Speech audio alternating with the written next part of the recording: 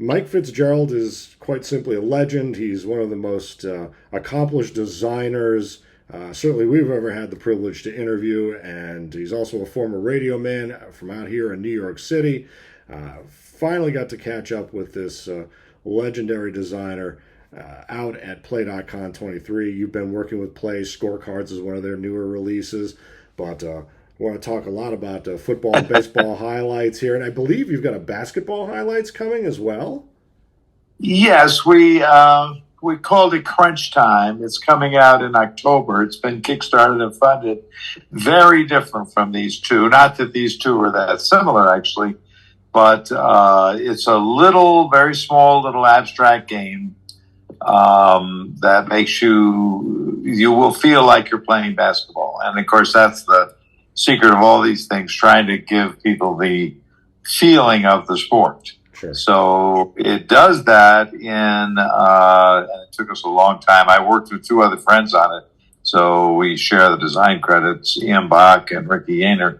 And we must have had 7 or 8 versions, and we get, a little bit into it, and then we'd say, this isn't going to do it.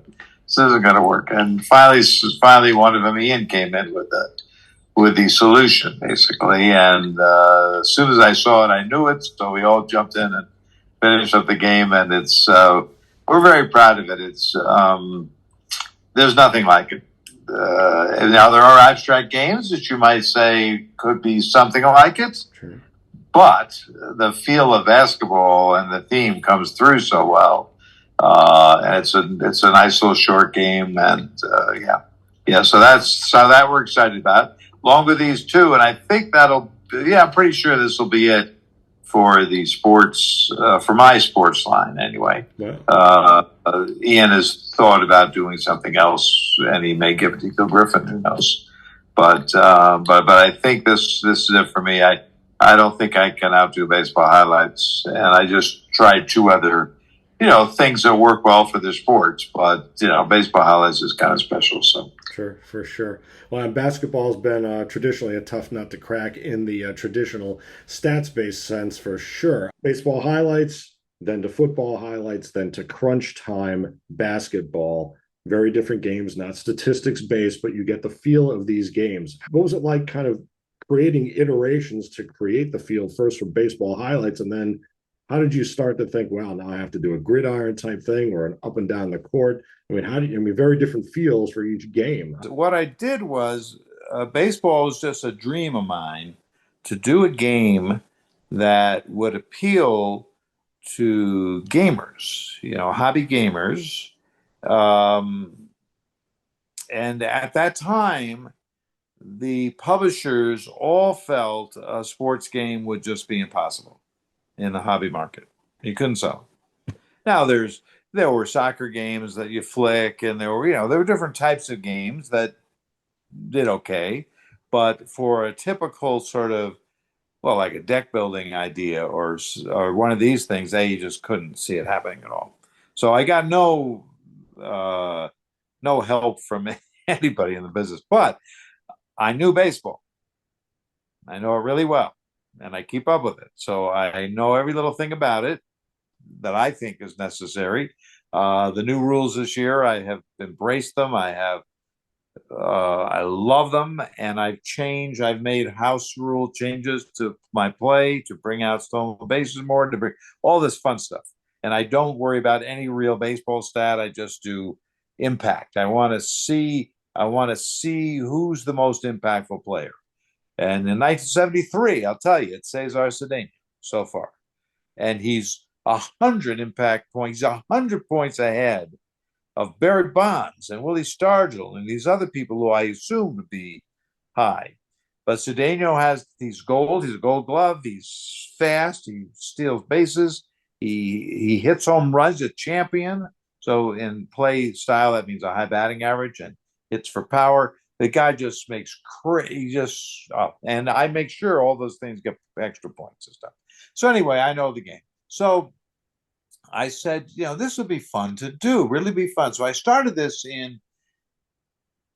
it's hard to believe it was this long ago, but I started in 2008, trying to design this game. And it got published 7 years later in 2015. And I did not, this isn't typical, I didn't do the typical thing. I'll make a game. I got a big problem here, so I'm going to put this on the shelf and keep it in my head. And when I solve that, I'll get back to it. No, I worked on every day for 7 years. And there were big problems as I got into it. So what I do is I start with a mission statement. I said, I'm going to design a baseball game that can play in less than an hour completely. You can play a 7-game World Series. You can probably get through a 4-player tournament. So I knew the games themselves had to be short. I hadn't specified how short yet, but I said in the mission statement, they got to be quick. There's going to be deck building between each game, which I thought was really good, because you just seen the game played. You got your players out. They all have money things too, so you can look at their money value and then look at the buying row. So I knew that would be the format. But so I started. Obviously, the first game I made was probably 3.5 hours if you're going to try to get through the whole thing of even a 7-game series. So I said, okay, obviously we have to say goodbye to baseball in some forms, in some ways, but I have to keep the feel there. So it got shorter and shorter as I started to leave out things. I finally ended up and sort of modified the mission statement. I said, okay, the hand's going to be 6 cards for a game. So I have to get a baseball game with each player having 6 plays of a card. And I want every score that's possible in baseball. Pretty much. I wanted to be able to have a 1-0 game. I wanted to have a 12-11 game. I wanted everything in between. And I insisted on that. The game would not be finished. It would not go to any kind of beta version or showing publishers or anything until I reached that. And that's what took, by that time, maybe I had 6, it was 2009, 2010. So that took a good 5+ years to do. So what that evolved in, and I have to say mistakes were made, and mistakes helped because I was not good enough to make the leap in my own mind yet. I had to create something that was not at all reality in any sense of the imagination. So getting the first thing was getting multiple hits on a player, meaning that in one at bat, he could hit up to 3 home runs. Okay. Now, and all the things that go along with that, like you've got to have some defense, like a glove can stop one of them or something, and then a variety of types of hits on a card. I just wanted and that came about on an accident because I'm modifying cards every day with my pen and pencil. And I had a Mantle thing I was doing, I think, and I had like a home run on his card. And then I was trying to change a couple of hitters. So I put a single. And on that card, I didn't cross off the home run. I left it. So when I was playtesting and I saw it, I saw a single home run. I said, what am I, stupid? You have to do that. There's no other way. I have to go that way. So I went into multiple hits on a card. And of course, Ralph figured out this is perfect because it's what he does during the game. It's a game. You're playing 6 cards. That's what he did that game. How many he gets through or the defense. So that was one thing. Still had a big problem in timing because I realized these games have to get down to 5 minutes. That first thing was a big scoring help, but I needed help getting, and it was just too bizarre. I won't spend a long time saying how this happened, but I was playtesting Diamonds at the same time I was doing this work, And we're in a playtest session there, and somebody was saying how diamonds, this game's no good. The diamonds are just the best suit. They're twice as good as any other suit. So I said, well, have you ever heard of trumps in a card game like bridge or some other game? When a suit gets declared trumps, it becomes pretty good. Go win any trick, maybe you can do this, that. So I just wanted to cut out that part of it because this game is for people who don't particularly like traditional trick taking games, et cetera, et cetera. So he was saying, says, well, let's play a game different than where everything's equal. So yeah, and I think he said, yes, let's do that. So the diamonds don't get you anything special, but and he's something connected with the word too. It's been so long now, but so he said like, well, there'll be 2-point diamonds, or there's 2 diamonds. That's the part that stuck in my head. So when he said 2 diamonds, I said, guys, sorry, we're done for tonight. It was getting pretty late anyway. He said, I got to get to another game I'm working on. Thank you, blah, blah, blah. So I go in the other room and I pull out 2 of my little diamonds for the field for baseball, the 2 infields. And I say, this is the only way I'm going to ever get this game down to the necessary time. So I put the one in front of the other. So you've got to be playing on 2 fields at once. So the half of your card, the first part of your card, is affecting what's on the other field or what's being threatened to go on that field. And that's the other guy's hits or his base runners or whatever. And then the second part of your card is your threat for what's going to go on your field. And so you're going to have to keep track of the base situation on both all the time. Mm-hmm. Mm-hmm. Sounds pretty crazy to accident myself that way. So, and that's where I began to say, this game may be just too wonky for the market. Mm-hmm.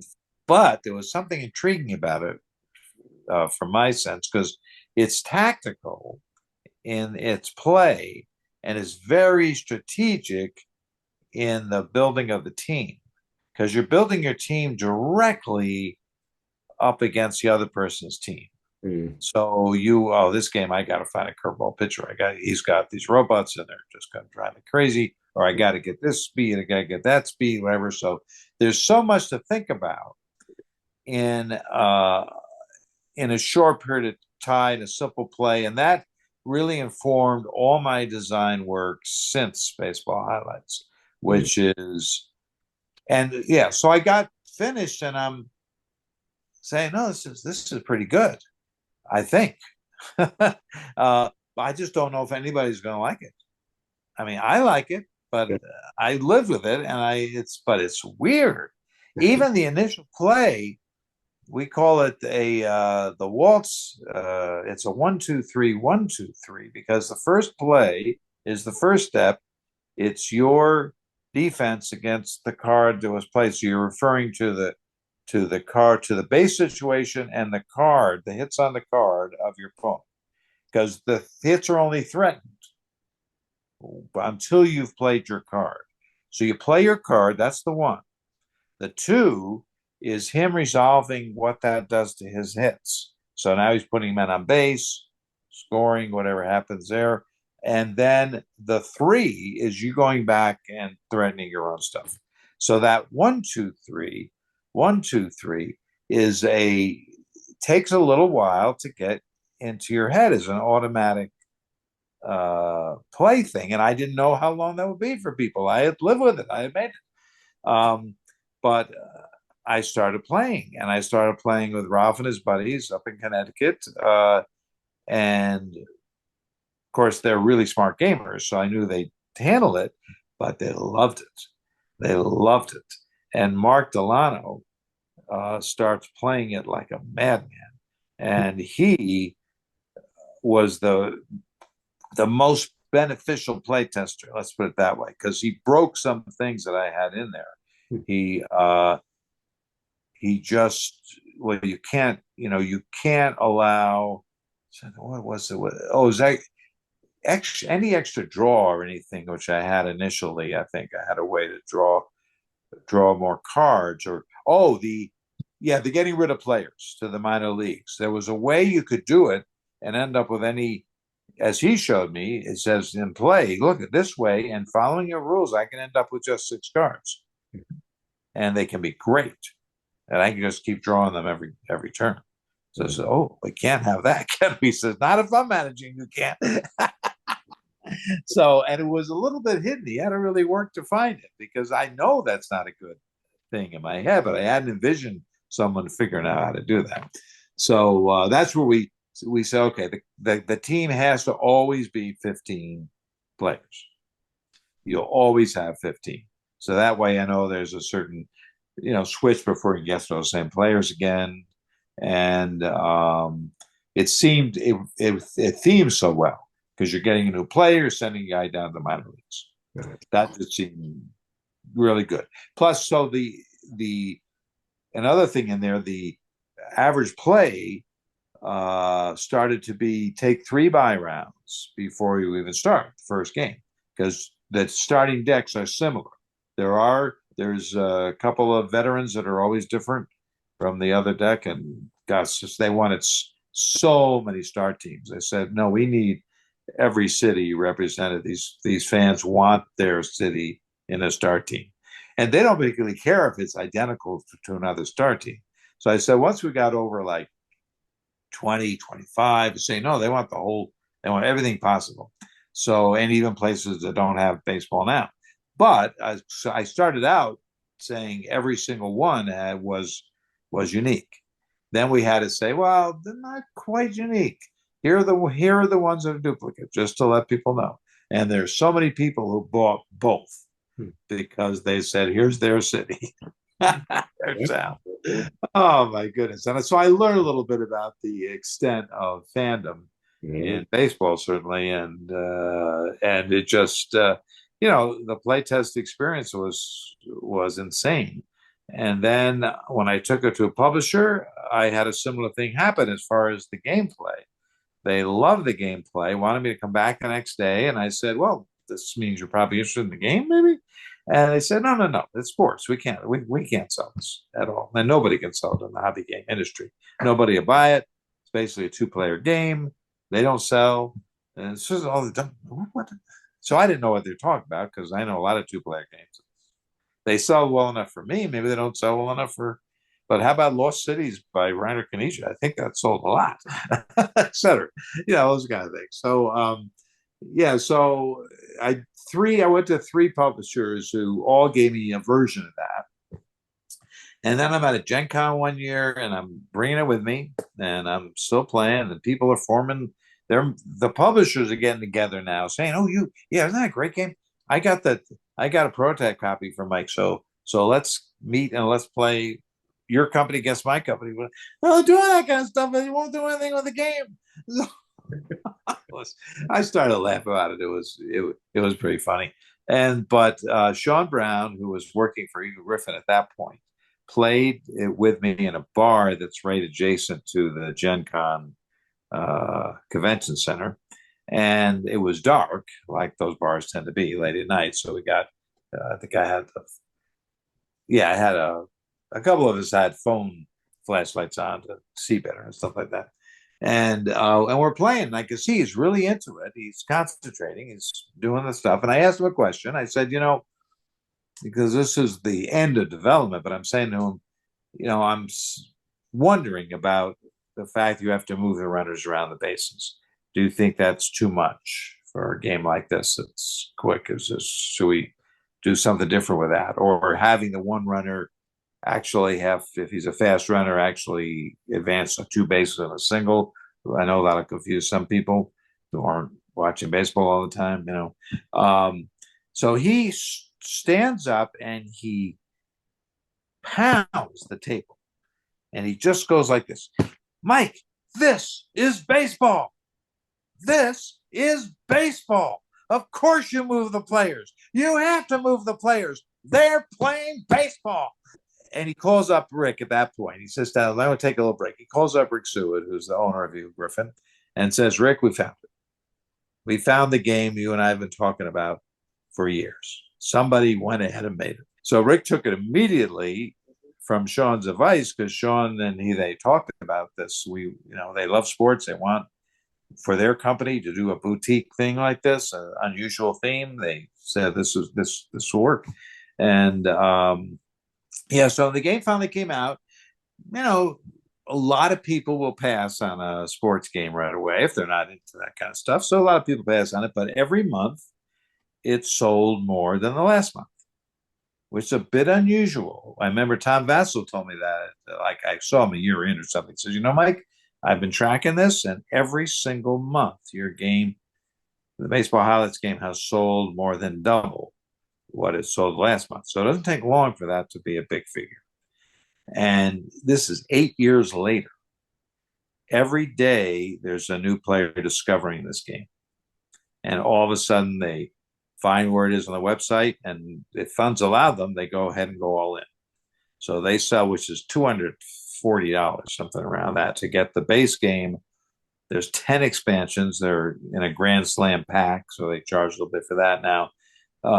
They get the meeples from Meeple Source, the runners, and they just go full in. Some of them will start with the spring training version, which which has never done that well because they hear so much about the whole game, and I didn't realize gamers, it's true, they are completionists, right? So the game has proven to be a lot of people's, let's say, in their top 5 of all time favorite games. Some people it's number 1. It's number 1 for Dan King, and he's a reviewer, so that was a good thing. Number 1 for Phil Millman, who keeps winning the World Championship at the conventions. Who this year he lost, though, to Berkey. Kevin Burkhardt beat him. So they're still playing. They're organizing these tournaments. I was at BGG Con, and there was a small group. There were about 6 of them. And they asked me, would I come by and watch a little bit of, they have an annual tournament there. And it's 6 to 8 people, if their friends making and stuff, and they do a format, and they just love the game still and all this kind of stuff. So Chris Seslick, who owns Asmati Games, they do Carl Chuddick stuff, which I love. Glory to Rome. Well, not Glory to Rome. My Tainai is my favorite game. Nobody has Glory to Rome anymore.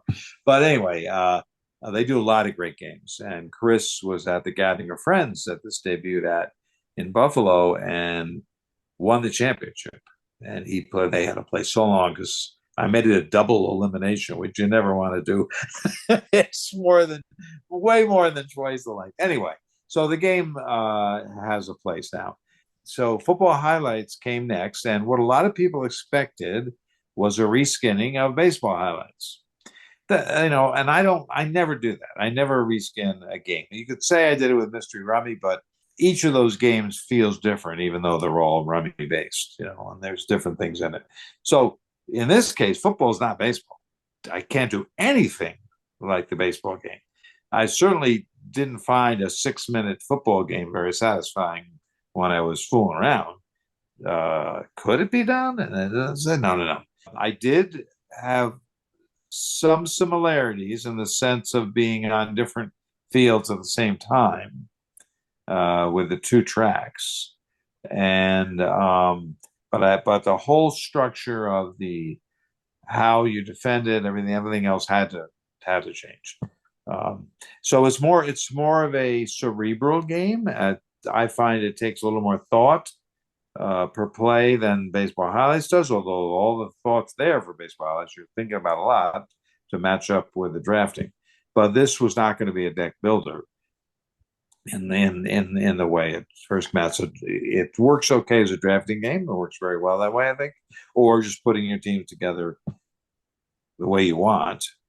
Sometimes tournaments are run where a person puts together the teams, or they all sit around and have fun putting them together. It's still picking up each month a little bit on a different level than baseball highlights. And then we get to crunch time. I knew I wanted to be even, these two are related. People who love baseball highlights will probably be disappointed at first with football highlights. It's not the same game, and it's a different system. It was Dan King's number 1 game of that year, so it's right up there with baseball highlights, but not his favorite of all time. So at crunch time, I'm trying to do basketball. Well, basketball, as you had said earlier, is really tough, even for a stat-based play. How do you keep it from being repetitive? I mean, even basketball fans will sometimes wait till the last 4 minutes to tune into a game.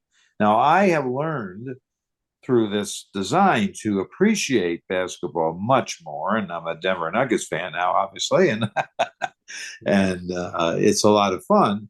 And I watch a lot during the Jordan days for the Bulls and everything. So, but now I understand the arc of a game. So that helped me a lot because I said, what am I trying to capture here? First of all, I'm not going to capture anything like real basketball scoring. I'm not going to even try that because in a game that's got to be fast, I know it's got to be fast. I start with a chart game. Basically, each team has this kind of weird chart, and you're on your play. You're gonna put your counter in one of those boxes, and the players are at the top of the columns. They can be different qualities, stuff how they do, and then the other person will place on one of their defensive counters. So it already started pretty abstract, but I didn't like it. It was you were focusing more on the charts than you were on any play. And my games, I demand of myself that they be interactive in a sense, not so much to take that sense, but in a sense that you're sharing space. So I'm never making a game where you have a board and your head's down, you're doing stuff, and everybody has one, and they're never looking at each other, never interacting. Something they do doesn't impact what you do at all. And a lot of them, this is a Eurogame trademark. They have a lot of these.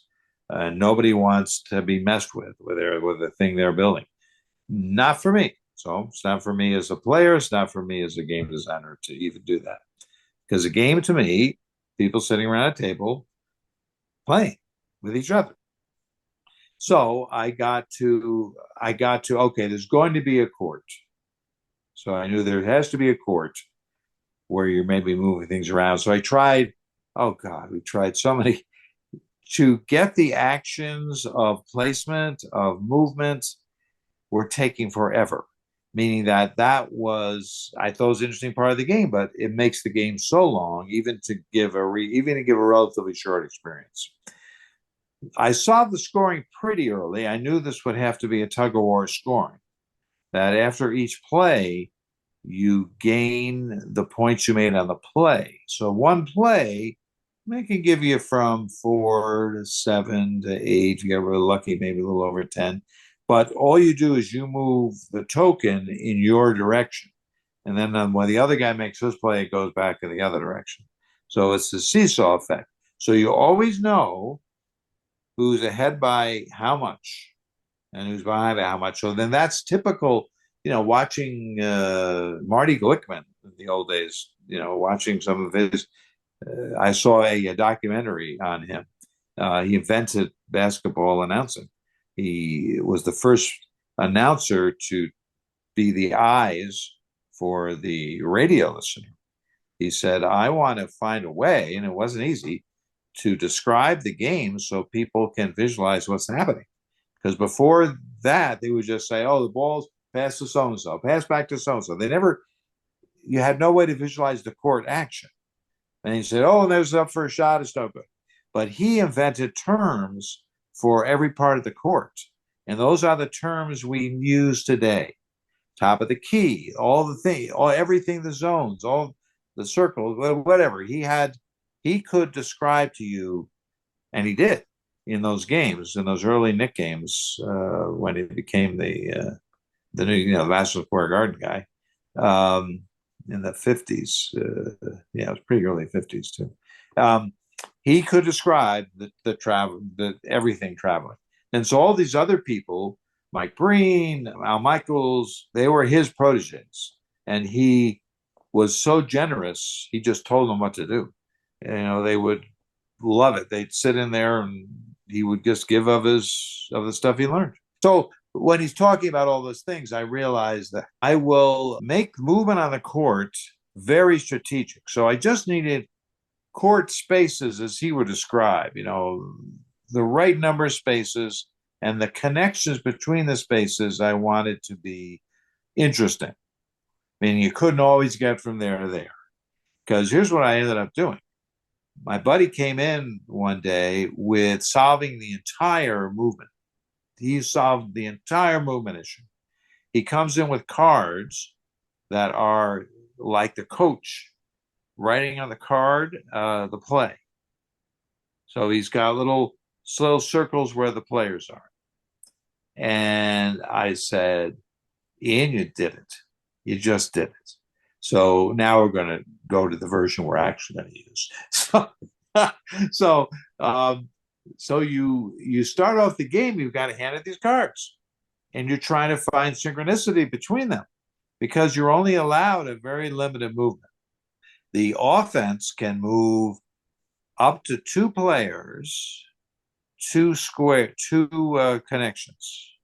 So he can move a player from one of those dots, and you have these movement spaces, and they can move to one, they can move to another, and he can do that with another player. The defense, 1 player, 1 space. So this keeps the game offensive, meaning that it's going to be work, and you're going to have to make tough decisions because here's what you're trying to do. You're trying to limit the damage in that play when the offense sets up its grid. And you'll see all this, and you'll see his card, everything. There's no secrets in the game. And then you'll move once on yours. So are you further blocking the shot, or are you carefully looking at your setup and realizing, the next card I'm going to play, this guy over here is really good. So I'm going to ignore this play and get him atop of the key or get him out in the 3-player zone, or it's going to really be cool. So that turned out to be a really good game in a sense of, risk reward, tough decision, impactful. Then I just said, well, then we're going to add the star cards. So we had all these cards that highlight one of those areas. You get one of those to start the game. And whenever you end your offensive play, and there's a player on every position highlighted on that offensive card, you draw a free star card. So that added this other element of because you don't have to have them all covered. You're only going to resolve them for scoring when they're in those highlighted spaces. But this encourages you to get them. And, some of the cards only show 3 players. Some of them show 4, some of them show all 5. And so it gives you something else to go for because the star card, if you play that, because once you have your guy set up, you can say, I'm going to play this star position. That's the star player this turn. So he gets a big bonus. He gets another shot. So even if he's guarded, he's got one of the shots. He doubles his score if he's open. So everybody's trying to get at least one of those covered when the stars are revealed. On defense, he can steal and score. So his side can score the point instead. So anyway, so that's the game. And it's short, it's quick, and there's a lot of thought to it. So I think it really turned out well. And that's coming out in October. It's been Kickstarter funded. It's finishing up printing in China. It's going to be here. They stay clear to the new year. It's not going to take that long.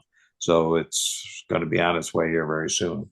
And then they'll get it to fulfillment centers and get it out. And then they don't do a lot of retail, Griffin, but it'll be in some stores, and you can get it on their website at any time.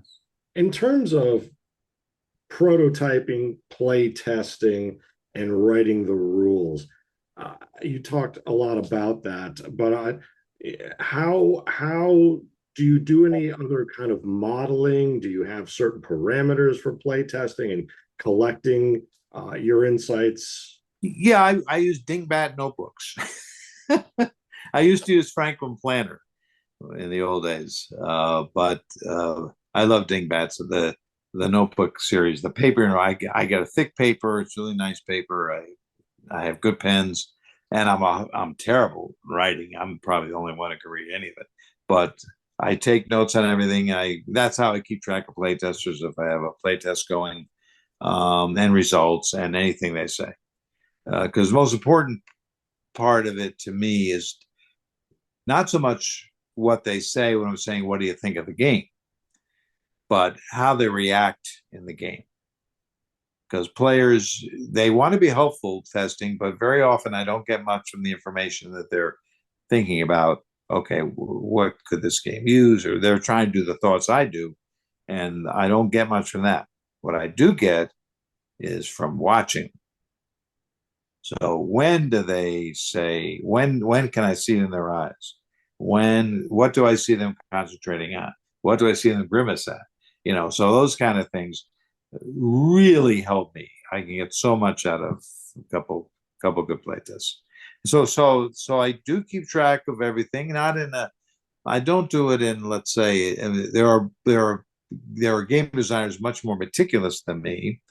But I have a good memory because what I'm trying to find is the fun, what I call the fun of the game. Where should the game be focused? Some of my friends will make very complex games at first, and then they whittle it down to something good. I tend to start as dirt simple as I can, and then find out if there's any fun there, and then add a couple of things beyond that. And once I see the spark, once I see more than one person just kind of getting, wow, that's good. Like in scorecards, there's a cute thing where you're just playing 5 cards. You play a card, you score it. That's the only time you score it. The next play card, you just play a card. But at the end of every play, you draw a card. So when you have 5 cards in play, you have 5 cards in your hand. The 5 cards in your hand are your start hand for the next round.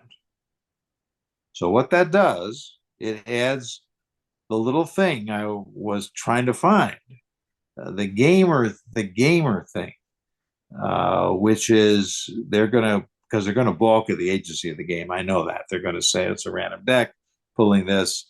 I got less of that than I thought, though, because of the nature of the cards and the combos. They're combos all over the place, and so no card ever scores this exactly the same. I mean, it could, but so the pitch of it is every card scores, and every card scores in a different way every time it's played. So when you see the deck, you'll understand that. But so that gave this nice thing where drawing the card, it might change your plans for what you're doing for that hand, or you can say, I have a lot of players do this. They say, I'm going to build up the biggest fourth hand, because most of the games will take 4 hands, the biggest fourth hand anybody's ever seen, and because they'll only keep a certain type of card. I want to build on this. Now they may not get them all, they may not get the right combination, but they'll usually get a pretty good hand. But of course, all that goes out the window when you draw one.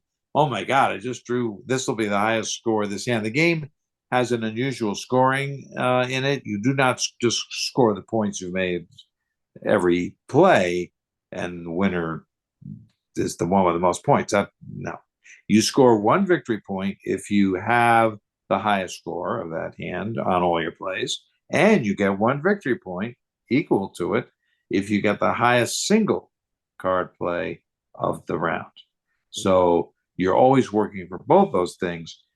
The game doesn't allow anybody to get way behind because you're not doing points. And, who wants to play if I'm already 100 points down? There's nothing, it appears you're always in the game. There's occasional times when on the fourth hand you might be eliminated, but usually people want to play to see how close they get. You're within 2 usually. And there's 2 points every hand that's up for grabs. Now, they might not be there, because if you tie someone for the highest single play, you've eliminated that victory point from happening. So that's important for some players too on defensive mode. And if you've tied on the highest points for the whole hand, you've eliminated that victory point. Nick, by the way, is great. I spoke with him for a long time on one of my games. In fact, I was trying to design something for him because he gets it. He's really good at knowing, and he's done a great job. That trekking national parks and all that stuff is just huge. After baseball highlights, and this happened after diamonds too. I mean, I think those games are important to me because they started. It appears, I don't say this just from my own anecdotal observance. I say this from what publishers told me. They start a kind of a huge number of those kind of games. So I went simpler with diamonds. I went, for a lot of people, maybe the simplest. It's whist. I mean, but the suits have, but very different than most trick taking games. The suits have actions on them. And when you play a card off suit, you get the action on the card. And when you win a trick with a card, you get the action on the card. So that opens up a whole new way of play. You want to avoid yourself, you want to set up the plays that way, and you want to get, and the actions are all about collecting diamonds. So that was very simple. What it unlocked was people's creativity, though, in doing further wacky, and just beautifully designed trick taking games, from the Crew to all these Cat in the Box, I mean, all these games that have just come out that are they bend my brain sometimes, but they're fun to play. They're really great. Now, baseball highlights, as you were showing some of the games, Bottom of the Ninth came out directly from their exposure to baseball highlights. And in fact, we joined together and did some combo things where you go through the game and then play the final in Bottom of the Ninth. So you bring that game in for a final thing, and that worked nicely. So I think the answer for, let's take stat games and most board games, the answer is agency. And it's a word that means the player has some direct influence on what happens. So in stat games, since a lot of them are solo oriented, I play them by myself, and there are some that could be, some that Keith makes can be with more than one person. The golf game is good. Any game you use chips, because you have real agency there. But they're nowhere near the board game or hobby card game level of agency. So that's a big separator from hobby game to stat game. So what I was trying to do with these games, baseball highlights especially, I think has accomplished this, is bridge the gap. I was very pleased and a little bit surprised to find out how many stat gamers love baseball highlights. It's different from when they're playing a solo game, obviously. And there's a solo version I made that several designers have improved on. They're a little more involved in making the AI work better. But I just did it to make cards, because I just started with I play a card and I flip the top card of the deck. But the AI had all free agents. I started with my start team and then bought so first few games you get killed usually, then you try to catch up in time to win the series. So it's not a really strategic game, but some people play it. Some people play one of the modified versions that are online to have that kind of game experience. It was very helpful in making cards, because I could tell, well, this card is going to do that, or some cards are going to do different kind. So I started with that, and I think that's, if you can somehow make a stat game that converts itself into a game with enough agency, I think when people see that can be done, and I think it can, that's going to be huge. So, and of course, Nick's right. The people that don't like board games just find themselves completely overwhelmed. I mean, and who wouldn't with Arc Nova, which is a wonderful game if you like sitting there 4 hours and having no interaction with other players, and et cetera, et cetera. But that's an acquired taste, I think, to be a real Euro game lover. I mean, I've enjoyed a lot of them, but in general, they're just not how I'm built. I like the fun of something happening and interacting, and in a pleasant way, not mean, not necessarily mean, although some of that can be in a game tastefully, and it's fun. But yeah, so I think whatever does this and I'm not the person to do it. I thought about doing it. I've talked to people who I think could do it. I don't think I'm the person. I'm too close to the stat game, and I'm not the right person to make the bridge. I don't think. I mean, it hasn't hit me yet. There has to be something going on there where it could be a seamless conversion. It could be, okay, use this. And Keith comes close with his action cards, because those action cards are meant to be played by a player, and they massage what's happening. But I think for the real thing to happen, it's got to be something that is how to say this, almost replacing the random element. It's an agency way to produce the die roll. And that's and I haven't figured that out. I really know what that means, and I think somebody's going to do it. Yeah, sure. And they're going to find, wow, this opens up these kind of games. Because then people can say, oh, let's roll the dice for an inning. Let's play the cards for an inning, and or whatever. They can combine it. They can almost do what they prefer, have the dice do it for them, or make the play. Bit of a curveball here. You being a veteran radio personality, so many of us, we're all kind of calling the game in our own little rooms and stuff like that. I was doing that too. So I was going to say 2 parts. You did that as a kid. Did that kind of help? Did that also kind of guide you to radio? And would you have any tips for how people should call their own games in their solitaire?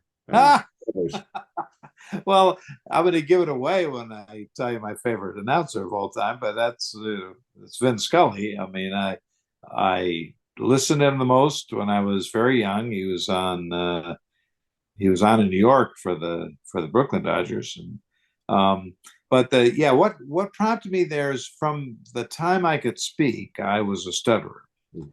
So I was a very bad stutterer. It was the kind of stuttering that the King did in King's Speech. So his was emotional, which is, I don't know if it's better than physical. There are things, to me, it sort of is, because I had a route to change it. I had an easier route, I think, than if somebody has something physically that just is keeping it from happening. But mine was triggered by family issues and stuff like that. So I would go into my room and I would listen to the radio and I would talk along. And I always talked smoothly when I did that. Then I found that when I started my record collection, I used to do like an hour show before dinner time, whatever. I knew it was up in my room and I was away from everything else. I could do it. I could rap, and I knew what to say from these radio people, just mimicking them. So that by the time I got to college, my stuttering, of course, immediately got much better because I wasn't around the family anymore. And when I would go home on vacations, I would start hacking. We call it hacking when you're a stutterer. So I started hacking as soon as I walk in the house. But a lot of therapy, a lot of this kind of practice. So I go to the college campus and I say, I was interested in seeing how you get on the air here in the college station. And they said, well, pretty simple. Here's a piece of copy. Go in the other room and we'll listen to it. So I go in the room and I read it. Now I read it like I was doing at home in my room, and their jaws drop. They say, yeah, how many shows would you like? So I ended up on the weekends, and of course they kept saying, you can do this for a living if you want. What? You can't make a living doing this, can you? Oh, in New York you can. Chicago and LA close, but New York you can. So I didn't really think about doing it till I graduated Eastman, and there was the music teaching jobs. This was a music school I went to. Should say that too. So I was a trumpet player and a singer. I had some leads to work at, actually get a job kind of at the Metropolitan Opera Studio. Doesn't mean you're on Met. It just means you're in a plan, sort of a graduate student plan, and they're willing to pay for some of it to maybe see if you can get there. Um, the music teaching jobs had dried up. This was 1970. They just weren't around as much anymore. So I said, well, I got a radio tape. I should let me try the local radio station in Poughkeepsie. So I bring it in, and I had to sit there all day because this guy gets 100 of these people a day, it seems. Everybody wants to be in radio, as it turns out at that point, to him anyway. So he tries to brush me off, but I stayed there. I said, listen, I'm just going to stay here until you have time. So I waited 8 hours, whatever it was. And okay, let's listen. So here's one break, and he says, okay, can you start this week? This was right after graduation, so I said, sure. So they gave me nights, and I'm running Mets games, and I'm doing little breaks here and there. And then the morning guy leaves, and they look, and I went in. I said, I think I could do mornings here. He said, oh, you have no experience. You sound good, but we just don't have the experience yet for mornings. So then I heard the story later. The boss, the GM said to the PD, I was talking to the program director. So his boss, the general manager, said, "Do you realize Mike's from Poughkeepsie? Do you realize he's like friends with the sons and daughters of every business owner in this city? Do you realize that? I think he should do mornings." And then we give him a deal on the sales, and he goes out selling after the shows. So that's what they did. And in 4 months, I had sold out the morning show.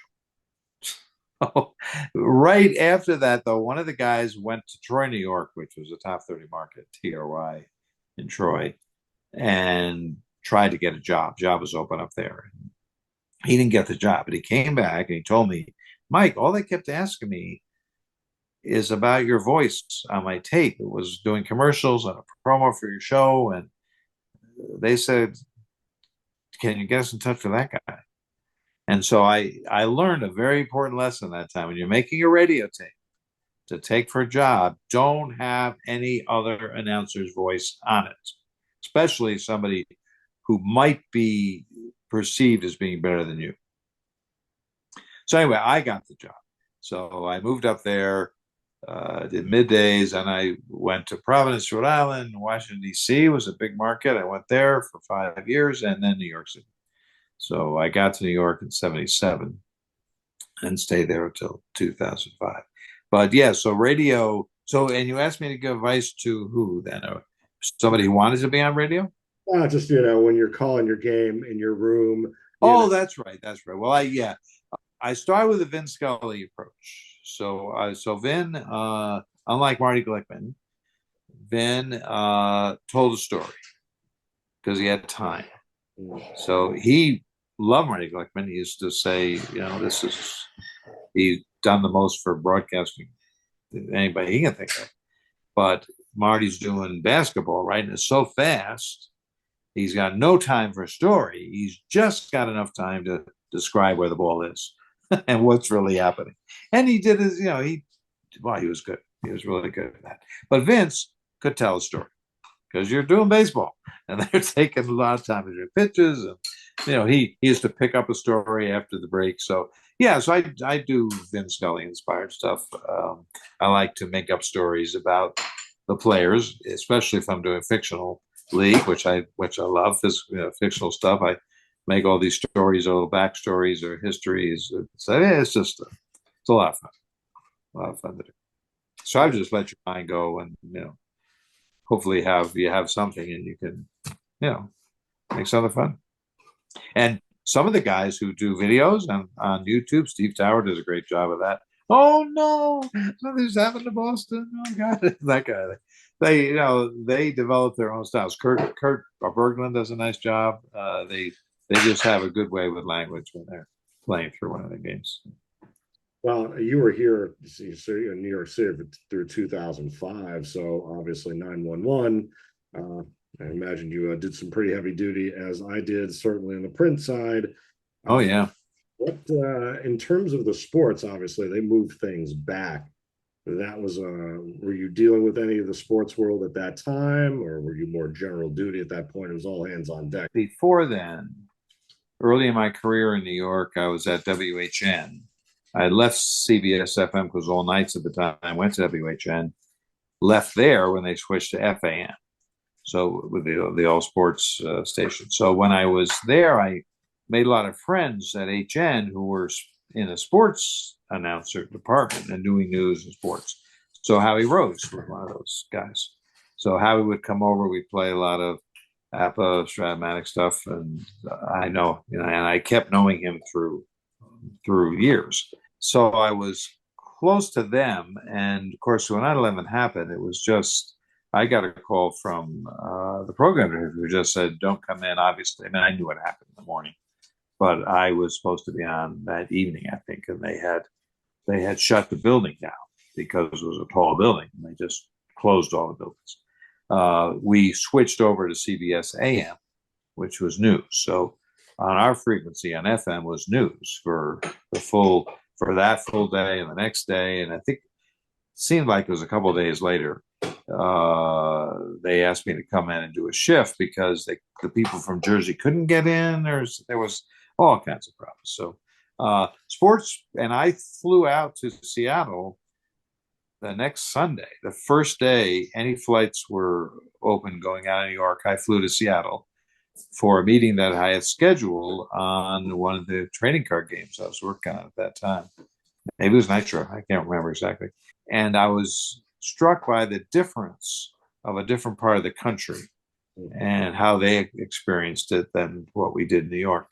And then the sports teams, I thought all of them did a great job when they finally came back and how they respected everything about it. It was just, but I didn't have like direct interaction on the sports except we wouldn't be going to games for a while, or things were going to just be shifted and changed dramatically.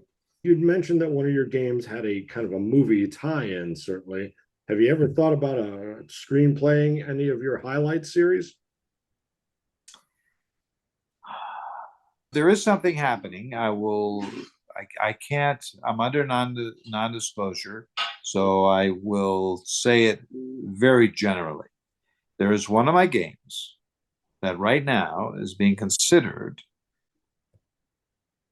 for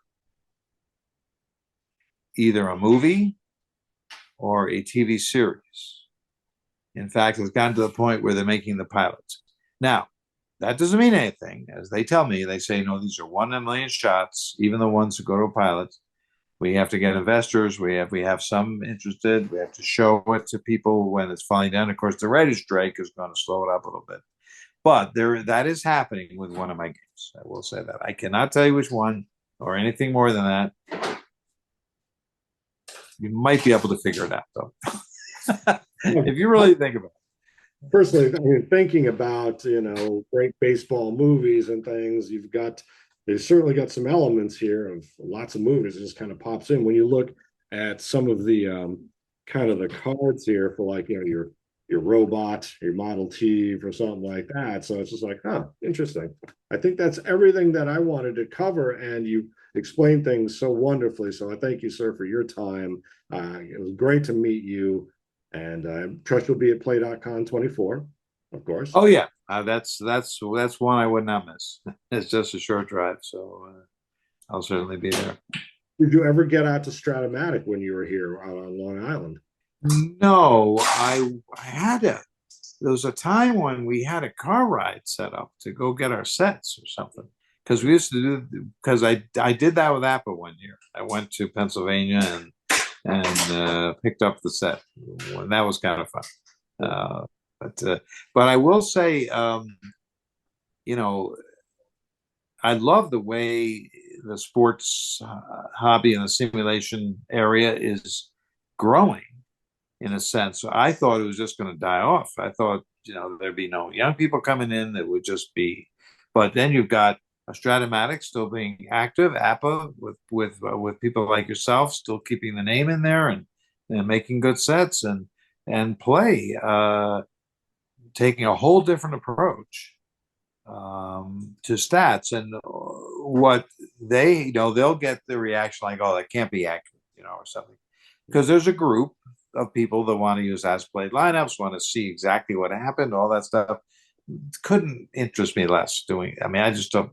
That would not be at all what I want. And so the more mathy, now I see the difference between the math. I think Keith hides the math a lot under layers of good narration and stuff, and I think that's the right direction if you want to just get more players. Because I think a stat person, once they see how accurate those games are, what do you want? You want, I mean, you can't get the exact same thing that happens unless you preset the dice when you're rolling. And there's so many people working very hard to make these games and publish them themselves and just do all like payoff pitch and all these inside pitch replay. A lot of games out there to choose from. Some of them, there's not really that much difference, but you're trying to find the one thing you like, I guess, and that you're really fond of.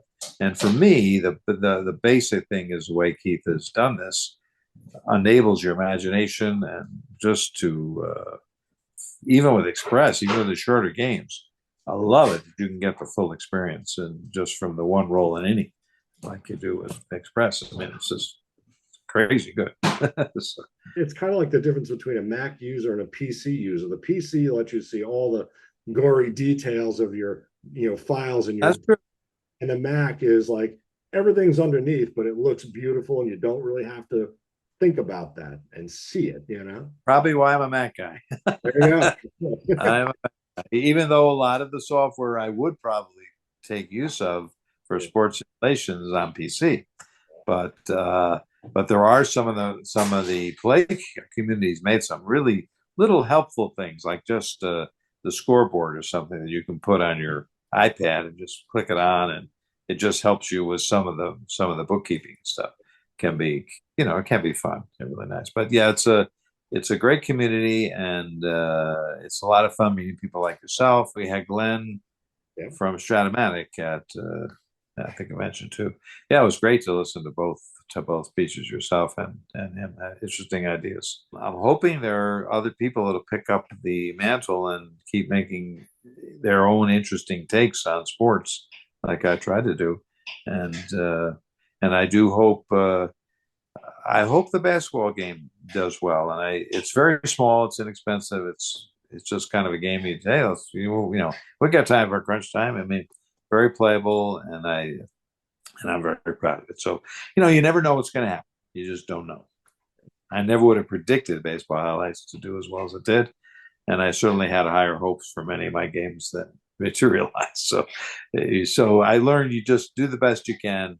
You let it out there, and it's not your responsibility anymore. And just hope fans will, players will like it.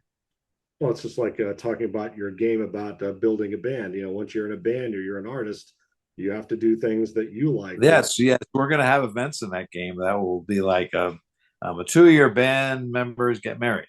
So that's going to help you in certain parts of the performance, and there'll be breakup things. There'll be divas and divos, men and women who are difficult to get along with a little bit. So there might be a card that says, the divo will leave your band now unless you have a such and such player. I'm going to build some interesting things, but because that's what people think of it. That's an example of what the fans give you during the play test. I'll just throw out questions if any of you remember something weird happened with a band. I'm keeping a list here of good stuff, and they come up with the merry stuff they came up with.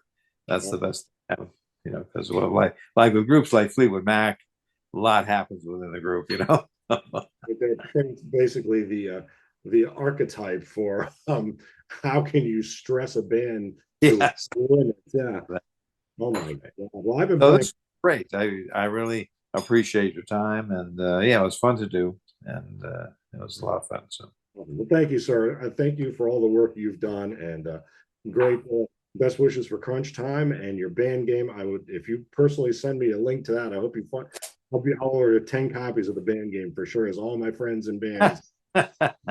Yeah, well, I got a responsibility then. I'm going to try. I'm going to make sure it's good, and it's got a lot of the flavor in it for sure. Awesome. Thank you, sir. Thank you very much. Take care. You as well.